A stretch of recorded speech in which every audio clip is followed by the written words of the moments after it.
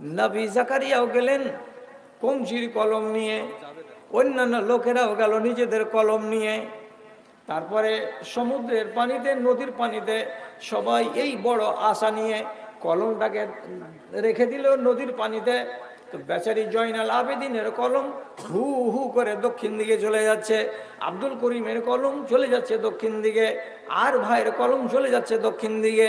কিন্তু জাকারিয়া নবীর কলমটা ও কিন্তু দক্ষিণ দিকে যায় না, উজান উপর দিকে উঠে চলে যাচ্ছে ফারাক্কা ব্রিজের দিকে।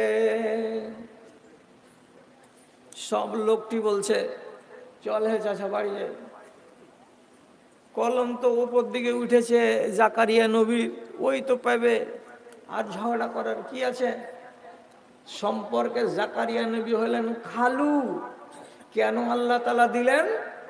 এই জন্য আল্লাহ দিলেন, জাকারিয়া তোমার ওরুসের ছেলে পেলে নাই, তাহলে এই ভাইরা বেটিটাকে যদি লালন পালন করো তো কমসে কম দুধের স্বাদ ঘোলে মিটানো হবে।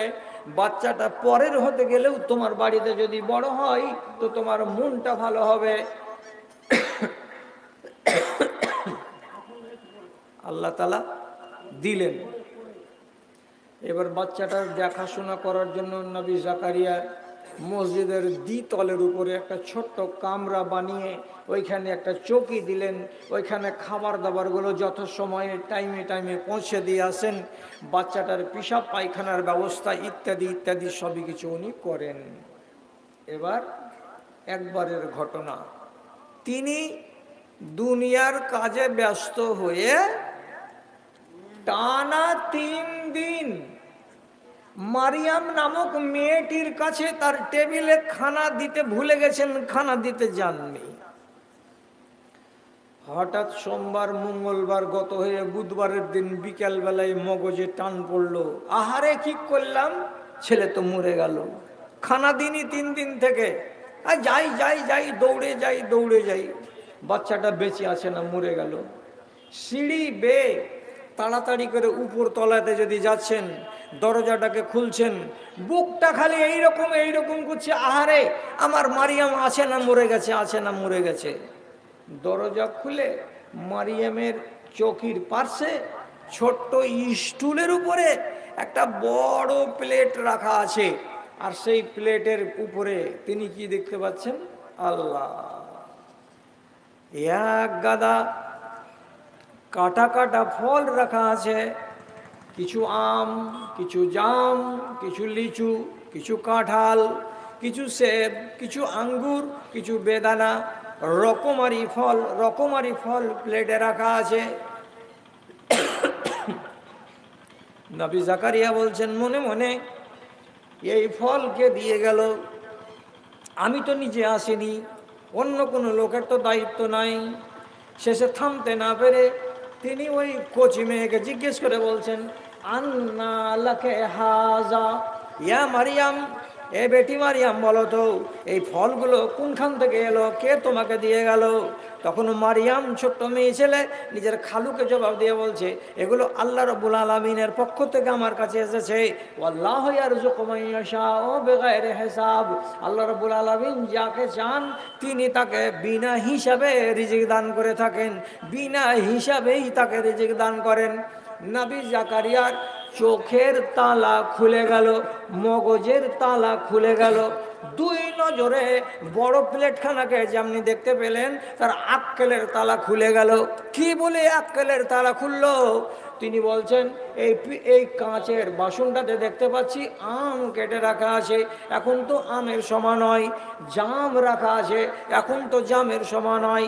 লিচু রাখা আছে, এখন তো লিচুর সময় নয়। তাহলে কে দিয়ে গেল এইগুলো? নিশ্চয় আল্লাহ রাব্বুল আলামিন যখন দিয়ে গেছেন, তখন আল্লাহর কাছে মৌসুম বলে কোনো কথা নাই, আল্লাহর কাছে সিজন বলে কোনো কথা নয়, আল্লাহর কাছে চৈত্র বৈশাখ বলে কোনো কথা নাই। আমের সময় হলে আম পাওয়া যাবে, আর জামের সময় হলে জাম পাওয়া যাবে। এটা আমাদের জন্য, আল্লাহর কাছে নয়। আল্লাহর কাছে মৌসুম বলে কিছু নেই, যখন তিনি ইচ্ছা করেন তখন তিনি তাই করে দিতে পারেন। অতএব যেই আল্লাহর কাছে সিজন বলে কোনো কথা নাই, মৌসুম বলে কোনো কথা নাই, তাহলে সেই আল্লাহর কাছে বয়স বলে আবার কি আছে? আমার বয়স হলো 68 বছর, আর আমার 72 বছর, আর আমার বাড়িওয়ালির বয়স হলো 68 বছর। আমাদের বয়সের দিকে দেখে লাভ কি আছে? আমার বাড়িওয়ালির মাসিক হয় কি হয় না ওগুলো দেখে লাভ কি আছে? আল্লাহ যদি ইচ্ছে করেন তো তাই হয়ে যেতে পারে। সাথে সাথে তিনি কি বলছেন? হুনালিকা দা জাকারিয়া রাব্বাহু, সাথে সাথে নবী জাকারিয়া চোখ দিয়ে দেখলেন, জ্ঞান পেলেন, আর জ্ঞান পাওয়ার পরে পরেই আল্লাহ রাব্বুল আলামিনের কাছে দোয়া করে বলছেন, রব্বে হাবলি মিনাস সালিহিন। কিংবা অন্য আয়াতে আছে, আয় আল্লাহ রাব্বুল আলামিন, তুমি আমাকে একটা ছেলে দাও, আমার বংশে বাতি দেওয়ার বাচ্চা নাই, আমি বাঁঝা, আমার বয়স হয়ে গেছে এত, আমার মরার টাইম চলে আসলো, আল্লাহরে তোমার কাছে ভিক্ষা করছি, একটা ছেলে আমাকে দাও। কোরআনের ভাষাটা কি? হুনালিকা। তখন তিনি দোয়া করলেন। কখন দোয়া করলেন? চোখ দিয়ে দেখে যখন বিদ্যা এলো তখন দোয়া করলেন। আর যেমনি দোয়া করলেন, আল্লাহ তাআলা বলছেন, তুই আমার নবী, আর তোর দোয়া যদি কবুল না করব তাহলে আর কার দোয়া কবুল করব? সাথে সাথে জিবরিলকে পাঠালেন, আর যে বলছেন, যাও জিবরিল আমার নবীকে শুভ সংবাদ দাও। নবী জিবরিল আলাইহিস সালাতু ওয়াস সালাম এলেন। জাকারিয়া নবী নামাজ পড়ছিলেন, ওই হালাতে এসে বলে দিলেন, এই নবী কান পেতে শুনেন, আপনার দোয়া কবুল হয়েছে, এরপর আপনাকে আল্লাহ রাব্বুল আলামিন একটা ছেলে দিবেন। ছেলে দিবেন তো ফের বেয়াটা দিবেন, আবার বেয়াটার নাম আল্লাহ তাআলা বলছেন নাম রেখে দেওয়া হয়ে গেছে, তার নাম কি? তো ইয়াহিয়া। এখনো ছেলে পেটে ধরেনি, তার আগে ছেলের নামও আল্লাহ তাআলা বলে দিলেন, আর হবে বলে ঘোষণা দিয়ে দিলেন। নবী জাকারিয়া আলাইহিস সালাতু ওয়াস সালাম 70 বছরের শোনে পড়া বুড়া, 1 বছরের মাথায়, 9 মাসের মাথায় জাকারিয়া আলাইহিস সালাতু ওয়াস সালামকে দুই চোখে দেখতে পেলেন।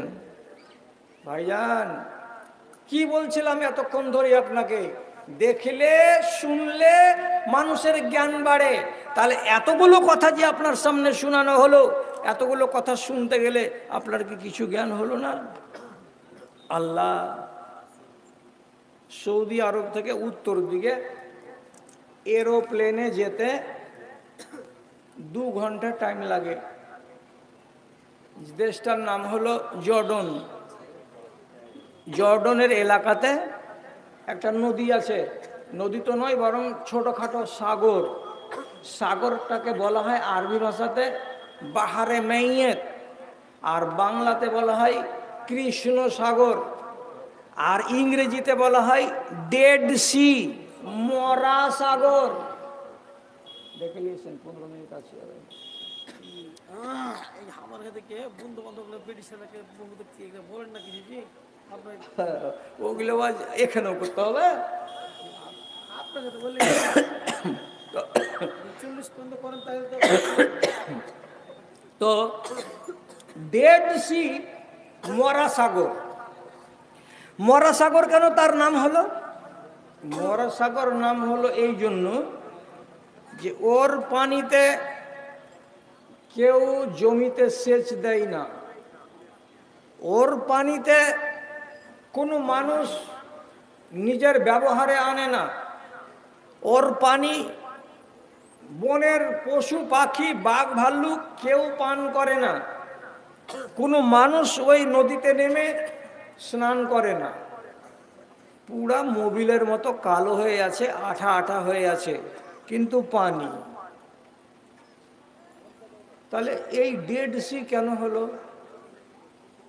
এটা যদি জানতে যাই তাহলে আপনাকে এই কথাটা অবশ্যই শোনাতে হয় যে ওই এলাকাতে এক যুগে এক নবী এসেছিলেন, তার নাম হলো লূত আলাইহিস সালাম। এই লূত নবীর সম্প্রদায় ছিল বজ্জাত। কি বজ্জাত? ইন্নাকুম লাতাতুনার রিজালা শাহওয়াতান। ওদের বজ্জলন কি ছিল? ওরা পুরুষে পুরুষে সমমৈথুন করত, পুরুষে পুরুষে মেলামেশা করত। এরা মেয়েদের ধার কম ধারত, যতটা পুরুষেরা পুরুষের ধার ধারত তার চাইতে অনেক কম মেয়েদের কাছে তারা যেত। এটা ছিল তাদের বদচলন। এটাকে আল্লাহর কোরআন ঘৃণিত আচরণ বলেছে। আল্লাহর কোরআন তাদেরকে ধিক্কার জানিয়েছে। এত নিকৃষ্ট কাজ জানোয়ারেরা করে না, পশু পাখিরা করে না, কিন্তু মানুষ হয়ে তোমরা এ কাজ করেছো। একদিন কথাটাকে মনে রাখেন, দুটা নবী দুনিয়াতে গত হয়েছেন যারা স্ত্রী ভালো পায়নি। একটা নূহ আলাইহিস সালাম, তার স্ত্রী ছিল নাফরমান শয়তান মেয়ে ছেলে। আর একটা নবী লূত আলাইহিস সালাম, তার স্ত্রী ছিল খুব বদমাশ এবং নবীকে জ্বালিয়ে পুড়িয়ে খাওয়া মেয়ে। এরা দুজনই আযাবে গ্রেপ্তার হয়েছে। ওদিকে যাচ্ছি না। তো নবী লূতের বাড়িতে একদিন 4-5টা ফেরেশতা এসেছে মানুষের শাকল নিয়ে, একদম তরুণ, নৌজওয়ান, মোচ নেই, দাড়ি নেই, টলটলে চেহারা। বৈঠকখানাতে বসে বসে গল্প করছেন নবী লূতের সাথে। বাড়িয়ালি কত বদচলনের। সাথে সাথে বাইরে গ্রামে গিয়ে গ্রামের লোকেদেরকে খবর দিয়ে বলছে, এই লোকেরা, তোমরা নতুন নতুন পুরুষ খুঁজে বেড়াও। আজকে আমাদের বাড়িতে 4-5টা নতুন মেহমান এসেছে, খুব সুন্দর চেহারা দেখার মতো। তোমরা যদি ইচ্ছা করো যে তাদের সাথে মিলিত হবে, তাহলে আমার বাড়ি চলে এসো। এদেরকে পাওয়ার আশাতে ওই গ্রামের যারা নোংরা প্রকৃতির লোক ছিল, সেই নোংরা লোকগুলো করলো কি, আয় আয় আয় আয় করে একবারে বাড়ির চারিদিকে 20-30 জন লোক জমা। কেন এসেছ? আওয়াজ আসছে বাইরে থেকে, এই নবী, গল্প করা হলো না, জলদি করো, লোকগুলোকে ছাড়ো, আমরা ওদের সাথে গল্প করব, ভাব জমাবো, ওদের সাথে আমরা শারীরিক সম্পর্ক কায়েম করব। আর কেন গল্প করছো? এই বলে যখন তারা নিজের ঘৃণিত উদ্দেশ্যটাকে নবী লূতের সামনে প্রকাশ করলো, তখন নবী লূতের মুখ শুকিয়ে গেল। আল্লাহ, কোন বেইজ্জতিতে পড়ে গেলাম, এই শয়তান কওম কেন এ কাজ করছে? তখন তিনি বলছেন, হাউলায়ে বানাতি, এরে আমার জাত, এ আমার সম্প্রদায়, আমাদের বাড়িতে, আমার ভাইয়ের বাড়িতে, আমার চাচার বাড়িতে ভালো ভালো সুন্দরী সুন্দরী বেটি ছেলে আছে, এদেরকে বিয়ে করো আর এদের সঙ্গে তোমরা শারীরিক সম্পর্ক কায়েম করো। এটা হলো মানুষের কাজ। আর এগুলোকে বাদ দিয়ে যদি বেটা ছেলে সমমৈথুন করো, এগুলো হলো নোংরামি কাজ। আল্লাহ এগুলোকে বরদাস্ত করে না। কাজে আমার মেয়েদেরকে বিয়ে করো, এদেরকে তোমরা রেহাই দাও। বলছে, ওয়াজ করা ছাড়ো তো, তুমি হটো। নবী লূত ওই অবস্থাতে হাত কচলেছে আর বলছে, এই আমার মেহমানেরা অপমান হয়ে যাবে। তখন মেহমানেরা আসল শেকেলকে বদলে দিয়ে নবী লূতকে বলছে, আপনার কেন মুখ শুকাইল? আমাদের কাছে ওরা আসবে বলে আমাদের কাছে আসতে পারবে না। কেন? আমরা আপনার মতো মানুষ নই। এই কওম, এরা আসলেই কি বদচলন নাকি, এটা জানবার জন্য আল্লাহর পক্ষ থেকে আমরা প্রেরিত হয়েছি। আমরা দেখতে এসেছিলাম আপনার কওম কেমন, চোখে দেখে নিলাম যে এরা বজ্জাত, এরা আমাদেরকে মানুষ মনে করেছে আর করে আমাদের কাছে লোলুপ দৃষ্টি নিয়ে আগিয়ে এসেছে। আমরা সব ঠিক করে দেব, আপনাকে চিন্তা করতে হবে না। খুলে কথা বললেন, এই কয়জন মায়ের দুধ খেয়ে এসেছ, এসো গিয়া ডাইল বাহির করে দিব। যখন প্রকাশ পেয়ে গেল কি এরা আল্লাহর ফেরেশতা বাড়ি থেকে পালিয়ে গেল, আল্লাহ তাআলা বললেন, এদেরকে তুমি শেষ করে দাও, ফেরেশতারা যাও। ফেরেশতাদেরকে দায়িত্ব দিয়ে পাঠালেন যে এদের বরবাদ করে দিতে হবে। তো কি করলেন? সংক্ষেপে কথা, আল্লাহর ফেরেশতারা এলো আর ওই গ্রামটাকে 70 গজ মাটির তলা থেকে সব সমেত উপর দিকে উঠিয়ে নিয়ে গেল। আর উঠিয়ে নিয়ে যাওয়ার পরে এবার কি করলো, উপরটাকে নিচে করে দিল, আর নিচে করে দিয়ে যেখান থেকে উঠিয়েছিল সেই জায়গাতে ছেড়ে দিল। আল্লাহর কোরআন কি বলছে, জাআলনা আলিহা সাফিলাহা, ওই দেশটার উপরটাকে নিচু করে দিলাম, আর দেওয়ার পরে ওই জায়গাতে ছেড়ে দিলাম। উপর দিক থেকে যেমন আছাড় মেরে জায়গাটাকে ছেড়ে দেওয়া হলো, সঙ্গে সঙ্গে জায়গাটা খাল হয়ে গেল। আর শত শত মানুষ, গরু আর বাছুর, ছাগল আর ভেড়া এবং নবীর বাড়িওয়ালি, এরা সব বরবাদ হয়ে গেল। আর রাতের বেলায় আল্লাহ তাআলা বলেছিলেন, হে আমার নবী, আপনি এবং আপনার লোকজনগুলো রাতারাতি এখান থেকে পালিয়ে যান, এই জায়গাটাকে আমরা ভালো করে রাখবো না। নবী পালিয়ে গেলেন, আর গ্রামটাকে আল্লাহ তাআলা ওই জায়গাতে বসিয়ে দিলেন, সবকে ধ্বংস করে দিলেন। ওই ডোভা জায়গাটাতে পানি জমে আছে, সেই ওই পানি জমে থাকা এলাকাটা, তারই নাম হলো ডেড সি, তারই নাম হলো মরা সাগর। ওই আজাবের জায়গা, ওই গজবের জায়গা, আপনি যদি যান তো চোখে দেখতে পাবেন। আর নবী লুতের জমানার কাহিনীটা মনে পড়বে, আর ওইগুলো যদি চোখে দেখতে পান তো আপনার আক্কেল বাড়ে যাবে। আল্লাহর আজাব এইরকম করে দুনিয়াতে আসে, দেখতে হবে। আপনারা উঠে যাবেন না, মোল্লা সাহেব এর পরেও বক্তা আছে, আপনারা যাবেন না, ভয় নাই কোনো, ইনশাল্লাহ। চলে মোল্লা আসুন। সাহেব শুনেন, চলে আসুন। শুনেন, কোনো চিন্তা নেই, ইনশাল্লাহ। চলে আসেন উনি। চালান না জি, মৌলানাকে বসিয়ে রেখে আমি চালাবো, এটা কেমন কথা হলো? মোল্লা শুনবে। তো যাক, না না না, ওই বেয়াদবি আমি করি না, বুড়াতিকালে আর বেয়াদবি করায় না। আমি একটা কথা বলি, 40 পর্যন্ত চালান। আপনি কি দেখতে পাইছেন যে 40 হলো কি 45 হলো? কে কইছে আপনাকে? ড্রাইভারকে রেডি থাকতে বলবো, মানে 12:45 বা 12টা। আচ্ছা 12:30 চালিয়ে দিচ্ছি, আপনার কথা থাকলো, আমারও কথা থাকলো, ঠিক আছে। কি বলছিলাম কি, ওই এমনি একটা গল্পতে আছে যে, বলছে যে ওই আমার এই শওকত ভাইয়ের মতো অন্ধ মানুষ নিজের স্ত্রীর খুব তারিফ করছে, তুই কত সুন্দর রে, তোর মুখখান খালি চকচক করছে, তোর গালগালা খালি গোলাপ ফুলের মতন হয়ে আছে, এই হয়ে আছে আর সেই হয়ে আছে। আর মানে আন্দাজে একটু করে এরকম করে হাত দিয়ে দিয়ে ইশারা করছে। তো স্ত্রীটা ওকে মোহাব্বতের সাথে জিজ্ঞেস করে বলছে, তো তুমি ফের কেমন করে কইতে পারছো এগুলা যে আমার এমনি আছে অমনি আছে, তুমি কি করে বুঝলে? তো ভাই তখন উত্তর দিয়ে কইছে যে সব আন্দাজের ওপরে করছে এগুলা।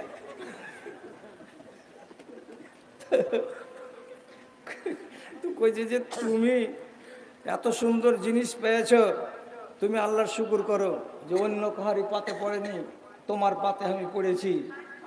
তখন কানা মানুষ হলে কি হবে, রেগে যে কইছে, এত যদি তুই সুন্দরী হতি তাহলে কি আর কানার কাছে আসছি, কোন চৌকালা তোকে নিয়ে চলে যেত আগে। তো আচ্ছা যাক, তো যা হোক, এ কথাটা আমি জানি যে মান সুলেবা কারিমাতাই হে ফালাহুল জান্নাত, যেই মানুষের আল্লাহ রাব্বুল আলামিন দৃষ্টিশক্তি কেড়ে নেন তাদের জন্য জান্নাত। এবং একটা তাজরবাতে প্রমাণ, আল্লামা ইবনুল কাইয়্যিম আল জাওজি বলেছেন, অন্ধ মানুষের ব্রেন হবে খুব তাজা, চোখের জ্ঞানটা যে এদিক থেকে হারিয়ে গেছে, তো তাদের ব্রেন হবে অতি তুখার। আর ঠিকই কথা, কানা মানুষেরা এত তেজ হয় যে 10 বছর আগে কার সাথে মুসাফা করেছে, গলার আওয়াজ কেমন, 10 বছর পরে যদি সালাম দেয় বলে হাফিজ সাহেব চিনতে পারলেন, তো চট করে ঘাড়ে ঘাড়ে কে যে ওই ধুলিয়ানের সুলিতলায় দেখা হয়েছিল ওই নাকি, হ্যাঁ হ্যাঁ হ্যাঁ, খুব তেজ হয়। রাস্তা থেকে আপনি ইয়াতিমের লেগে কি? আচ্ছা হ্যাঁ, ঠিক আছে ঠিক আছে। তো আমি আর একটা কথা আপনাকে বলি, যদি আপনার কপালে হজ জুটে যায়, আল্লাহ যেন জুটিয়ে দেয়, যে ইয়ে হয়ে গেল, টাকা বেড়ে গেল হজে, কয়টা মানুষ যে হজ করতে পারবে জি আল্লাহ। তো যাই হোক, যদি হজ আপনার কপালে জুটে যায়, তাহলে এটা কথা জানেন যে আপনাকে মিনাতে যেতে হবে, আরাফা যেতে হবে, আরাফা থেকে ঘুরবার কালে মুজদালফাতে রাত কাটাতে হবে, তারপরে মিনাতে ফিরে এসে পাথর মারতে হবে আর একটা ছাগল জবে করতে হবে। তো মিনা এবং আরাফা এবং মুজদালফা, এই দুটো মাঠের মাঝখানে যখন হাজিরা হাঁটতে হাঁটতে হাঁটতে হাঁটতে যাবে, তো মাঝখানে অনুমান করে বলছি কম বেশি হতে পারে, এই দেয়াল থেকে শুরু করে ওই কাপড়ের পর্দা পর্যন্ত এতটুকু জায়গা, এখানে পিলার লাগানো আছে, আর পিলারের গায়ে লেখা আছে ওয়াদিয়ে মুহাসসার। হাদিসে লেখা আছে, আল্লাহ পাকের রসুল নিজে এবং তার সাহাবীদেরকে বলছেন, যখন তোমরা ওয়াদিয়ে মুহাসসারকে পার করবে, মিনা আরাফার প্রান্তরে যাবে, তখন এই জায়গাটুকুতে ধীর পায়ে তোমরা যেও না, ধীরে ধীরে হাঁটিও না, জোরে জোরে জোরে জোরে পা উঠিয়ে তাড়াতাড়ি করে চলে যাও। হাদিসে আছে। এবার আপনি জানতে চাইবেন সব জায়গাতে স্লো গতিতে চলবো, আর ওই জায়গাটাতে এইরকম করে কেন চলতে হবে? এর জবাবটা কি? নবীজি বলছেন, যেই জায়গায় আল্লাহর গজব নাজিল হয়েছে সেই জায়গাটা ভালো নয়, এই জন্য ওই জায়গা থেকে তোমাকে সাবধান থাকতে হবে। ওই মাটিতে আল্লাহর গজব নাজিল হয়েছিল। কি গজব নাজিল হয়েছিল? তো নবীজি বলছেন, আমার জন্মের 40 বছর টাইম, 40 বছর আগে, যে বছর আমি জন্মেছি সেই বছরে কি হয়েছিল? মক্কার মাটিতে এক নাপাক ষড়যন্ত্রকারী আক্রমণ করার উদ্দেশ্যে আসছিল। তার নাম হলো আবরাহা। তার সঙ্গে হাতি ছিল, ঘোড়া ছিল, মিলিটারি ছিল, আর সেই সৈন্য সামন্ত নিয়ে এই দিক দিয়ে হাঁটতে হাঁটতে আসছিল। আর আসতেছিল কেন? মক্কাকে ধ্বংস করে দেবে। আর দেওয়ার পরে ইয়ামানের মাটিতে সানা নগরীতে একটা গির্জা তৈরি করেছে। সেই গির্জাতে দুনিয়ার মানুষকে ডাকবে আর বলবে, এই গির্জার তোমরা তোয়াফ করো, জিয়ারত করো, এখানেই তোমাদের মনের শান্তি মিলবে, আর মক্কা যেতে হবে না বলে আগে মক্কাকে ঘুরিয়ে দিতে হবে, তাহলে এটা হবে বলে মক্কাকে ভাঙার জন্য আসছিল। আস্তে আস্তে এতটা দূর আছে, এতখানি দূর, মোটামুটি 9 কিলোমিটার 10 কিলোমিটার দূর হবে। এইরকম জায়গাতে আল্লাহ তাআলার পক্ষ থেকে আদেশ হয়ে গেল, এই জালেমকে আর এগুতে দিতে হবে না, ওকে এখানে বরবাদ করে দিতে হবে। আর এই বরবাদ করে দেওয়ার জন্য সেই দিন আর মক্কা নগরীতে কোনো মানুষ পাওয়া যায়নি। তখন আল্লাহ তাআলা নিজের মিলিটারিকে ব্যবহার করলেন কারাকে? তো আবাবিল পাখিকে। ভাদই ধান কাটার কালে আপনারা দেখেছেন একটা কালো পাখি উড়ে বেড়ায়, সেই কালো পাখিটার নাম হলো আবাবিল। বুকের দিকটা কালো, পাখাগুলো কালো, আর অন্যান্য রঙগুলো হলো খয়রা রঙের। সেই ছোট্ট পাখি আবাবিল মুখে একটা করে কাঁকর নিয়ে এলো কোন দিক থেকে? পশ্চিম দিকে লোহিত সাগরের দিক থেকে উড়তে উড়তে এলো। আর ওই ময়দানে যখন এসে পৌঁছিল, তখন ওই আবাবিল পাখি একটা করে কাঁকর তাক করে করে হাতির উপরে, তাক করে করে হাতির মাহুতের উপরে যখন ফেলে দিল, মিনিট 5 ভেতরে আবরাহার সৈন্য আর সামন্ত লাইলস্কর সব জমিনে ঢের হয়ে পড়ে গেল। আর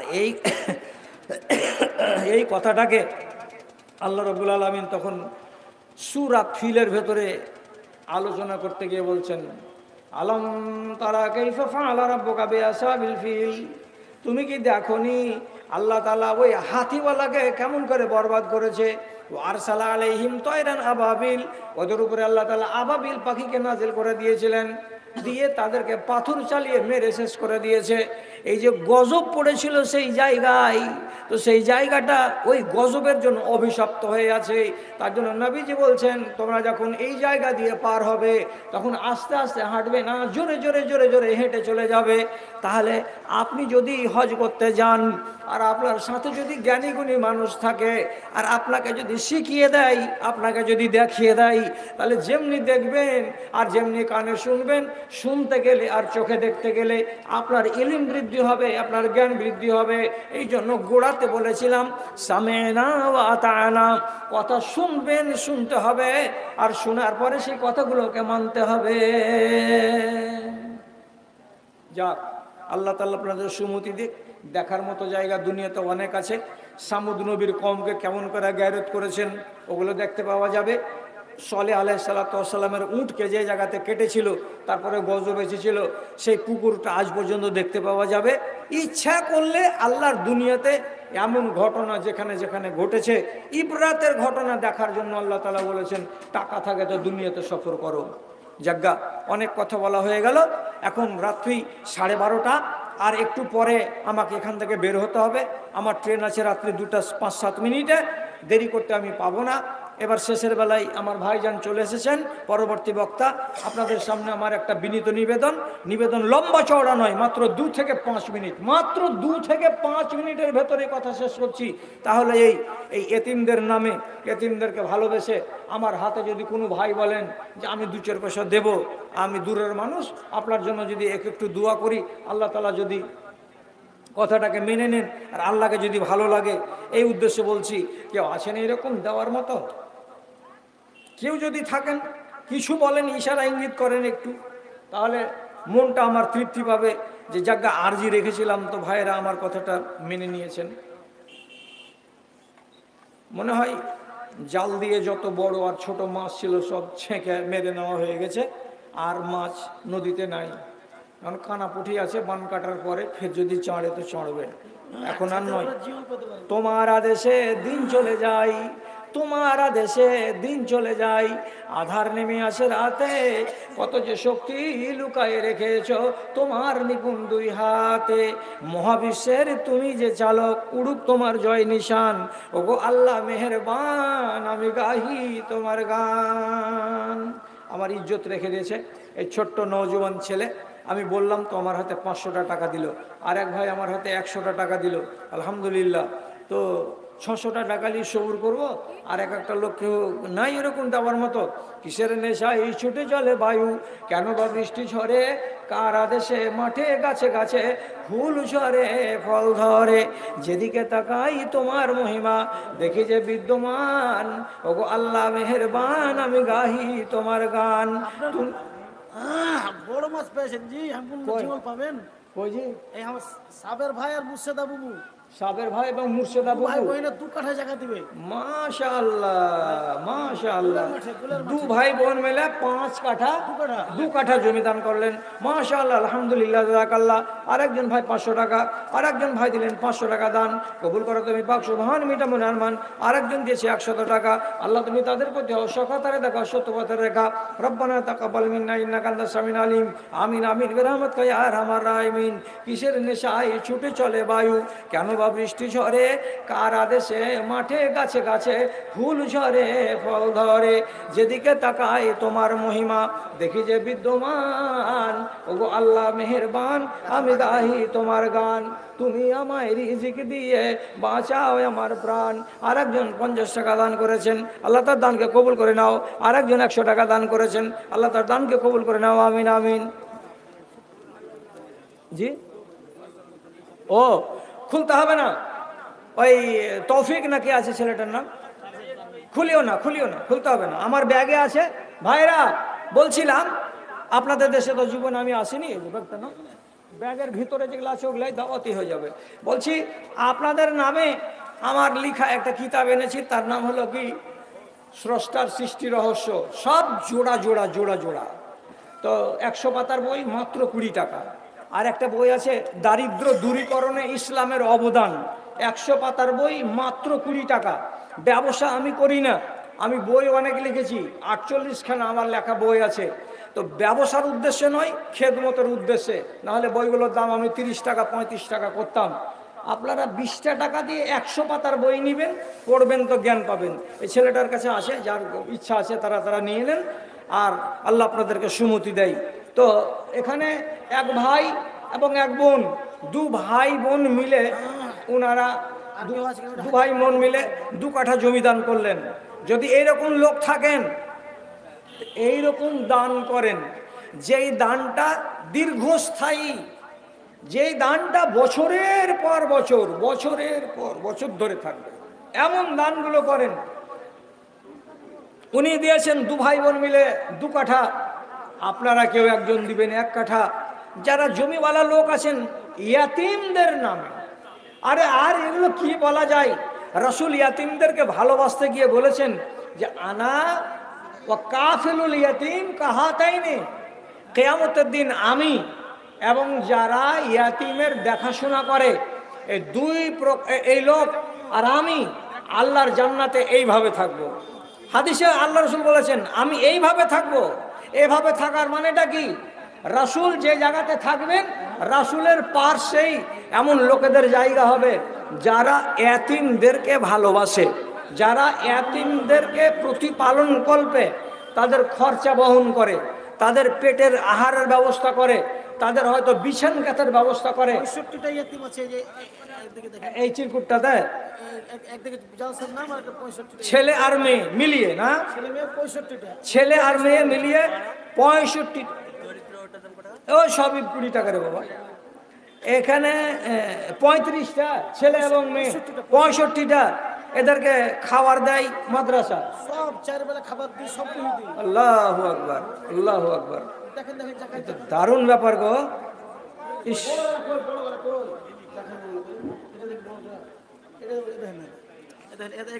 হ্যাঁ হ্যাঁ হ্যাঁ, তো এগুলো তো এই যে ছেলেপিলেগুলোর ছবি আছে, এগুলো সব ইয়াতিমদের ছবি। মাশাআল্লাহ, আলহামদুলিল্লাহ, ভালো লাগলো জি। ইয়াতিমদের দেখাশোনা করার মানুষ দুনিয়াতে নেই জি। এটাকে যদি কেউ ভালো করে না দেখাশোনা করে তো বেচারারা লাওয়ারেস হয়ে যাবে, আর যে কে চোর হয়ে যাবে, কে ডাকাত হয়ে যাবে, কে ছিনতাইকারী হয়ে যাবে, কত কি হয়ে যাবে। তো ভাই এই সমস্ত ইয়াতিমগুলোর বাৎসরিক একটা ভাড়াপন কেউ নেন যে একটা ওই একটা ইয়াতিমের বাৎসরিক খরচ হলো 24,000, মাসে 2,000। এইরকম মানুষ আপনাদের এই এলাকা চোখে তো আমি দেখিনি, কেমন ব্যবসা বাণিজ্য আছে আর না আছে। তো মানুষকে এইরকম ইয়াতিমগুলো একটা একটা করে তাদের ভাড়াপন নিয়ে নেওয়াটা উচিত আপনাদের। এরাই হলো আপনাদের জান্নাতের ওয়াসিলা, আপনারাকে পৌঁছে দিবে। আচ্ছা আচ্ছা আচ্ছা, অ্যারাবিকেরও ব্যবস্থা আছে, জেনারেলেরও ব্যবস্থা আছে, আবার হিফজেও অনেকে করে। তো আলহামদুলিল্লাহ, মাশাআল্লাহ, শুনে খুব খুশি হলাম। আপনারা অর্গানাইজটা বেশি করে করেন, আর বিশেষ করে যারা সমৃদ্ধশালী এবং ধনাঢ্য ব্যক্তি আছেন এই এলাকায় তাদের কাছে গিয়ে আপনারা কথাগুলোকে রাখেন, যাতে করে এক একজন ইয়েতিমের ভাড়াপন দায়িত্ব ওনারা নিয়ে নেন। টাকা আনি 500 টাকা, 500 টাকা আমি দিয়ে দেবো। সকালবেলায় এনাকে চিনতে পারছেন? আমাদেরই মাদ্রাসা। আচ্ছা, এখানকারই লোক, উনি টাকা আনেননি, সকালবেলায় আমার ভাই 500 টাকা মাদ্রাসাতে এসে দিয়ে দিবেন। আলহামদুলিল্লাহ, মাশাআল্লাহ, জাযাকাল্লাহ। আল্লাহুম্মা আইয়িদহু বিল ইলমি ওয়াল হিলমি ওয়া যায়্যিনহু বিল ঈমানি ওয়াত তাকওয়া ওয়া লা তু'রিজু বিল ফিতানি ইয়া রাব্বাল আলামিন। আমিন বিরহমাতিকা ইয়া আরহামার রাহিমিন। তো ভাইরা আমার, এবার আপনারা যারা আছেন তারা স্থিরভাবে বসুন। আমার ভাই পরবর্তী বক্তা আপনাদের সামনে কিছু কথা রাখবেন। আমি এখান থেকে ইতি টেনে দিচ্ছি। ভালো থাকুন সবাই, সুখে থাকুন। আল্লাহ হাফেজ। আসসালামু আলাইকুম ওয়া রাহমাতুল্লাহি ওয়া বারাকাতুহু। আলহামদুলিল্লাহ, মাশাআল্লাহ, জাযাকাল্লাহু খাইরান জাযা ওয়া আহসানা জাযা। আমার নানা মাওলানা বদরুদ্দোল নদভী এই দীর্ঘক্ষণ আলোচনা করেন, তার ট্রেনের টাইমের জন্য ছাড়লাম। এখন মাওলানা মিরশাদ আলী সাহেব আসছেন। মাওলানা মিরশাদ আলী আমাদের জামাই কামরুল সাহেবকে বলবো লিস্টে দিয়ে দাও, সব দোয়া হবে, লিস্ট দিয়ে দিও, দোয়া হবে সব।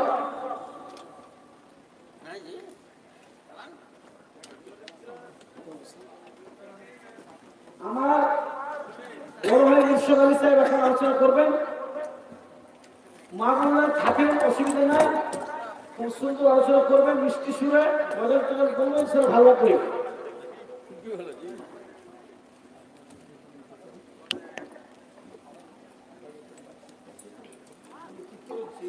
আসসালামু আলাইকুম ওয়া রাহমাতুল্লাহ। এই ড্রাইভারকে বলবো তুমি গাড়িতে জালসার প্যান্ডেলের সামনে নিয়ে চলে এসো। গাড়িটা জালসার প্যান্ডেলের সামনে নিয়ে চলে ইলিয়াস ভাই।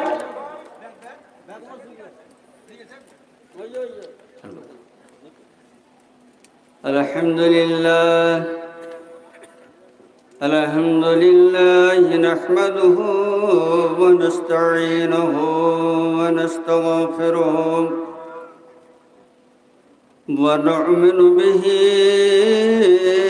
ونتوكل عليه ونعوذ بالله من شرور أنفسنا من سيئات أعمالنا من يهده الله فلا مضل له ومن يضلله فلا هادي له ونشهد أن لا إله إلا الله وحده لا شريك له ونشهد أن محمدا عبده ورسوله أما بعد فأعوذ بالله من الشيطان الرجيم بسم الله الرحمن الرحيم والذين يكنزون الذهب والفضة ولا ينفقونها في سبيل الله فبشرهم بعذاب أليم يوم يحمى عليها في نار جهنم فتكوى بها جباههم وجنوبهم وظهورهم هذا ما كنزتم لأنفسكم فذوقوا ما كنتم تكنزون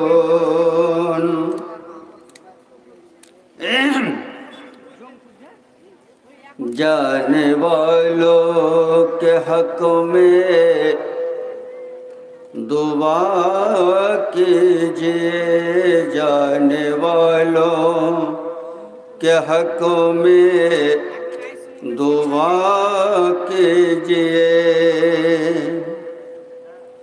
ना